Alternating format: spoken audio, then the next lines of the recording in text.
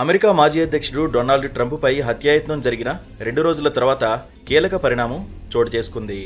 America అధ్యక్ష ఎన్నికలు 2024కు Republican party అధ్యక్ష అభ్యర్థిగా ఆయన అధికారికంగా నామినేట్ అయ్యారు. ఈ మేరకు మిల్వాకీలో జరిగిన రిపబ్లికన్ పార్టీ సదస్సులో పార్టీ ప్రతినిధులు అధికారికంగా ప్రకటన చేశారు. పార్టీ నామినేషన్ను మాజీ అధ్యక్షుడికి అందజేశారు. హత్యాయత్నం అనంతరం మిల్వాకీ కన్వెన్షన్కు హాజరైన ట్రంప్కు పార్టీ శ్రేణులు బ్రహ్మాండమైన స్వాగతం పలికాయి.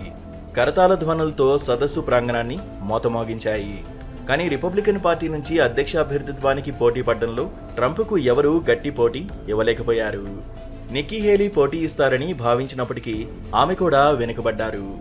వివేక్ రామస్వామి ఆరంభంలోనే వెనక్కి తగ్గారు. దీంతో ట్రంప్ దూసుకెళ్లారు.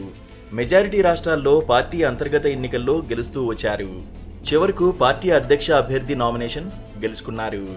రిపబ్లికన్ పార్టీ అధ్యక్ష అభ్యర్థిగా నామినేషన్ గెలుచుకున్న డొనాల్డ్ ట్రంప్ వైస్ ప్రెసిడెంట్ అభ్యర్థిగా ఒకప్పుడు తనను దారుణాతి దారుణంగా విమర్శించి ఇప్పుడు అత్యంత విధేయుడిగా మారిన ఓహియో సెనేటర్ జేడీ వాన్స్ను ఎంచుకున్నారు. ఈ మేరకు ట్రూత్ సోషల్ వేదికగా ట్రంప్ ప్రకటించారు. వాన్స్ వయసు కేవలం 39 సంవత్సరాలే కావడం విశేషం. తాను అధికారంలో ఉన్నప్పుడు చట్టసభ కాంగ్రెస్లో ట్రంప్కు వాన్స్ అత్యంత విశ్వసనీయంగా పనిచేశారు. చక్కటి సహకారం, మద్దతు అందించారు. అందుకు బహుమతిగా ట్రంప్ ఇప్పుడు ఏకంగా వైస్ ప్రెసిడెంట్ రేస్లోకి తీసుకొచ్చారు. రిపబ్లికన్ పార్టీ ఉపాధ్యక్ష అభ్యర్థిగా ఎంపికైన జేడీ వాన్స్ సతీమణి భారత సంతతికి చెందిన మహిళ. ఆమె పేరు ఉషా చిలుకూరి.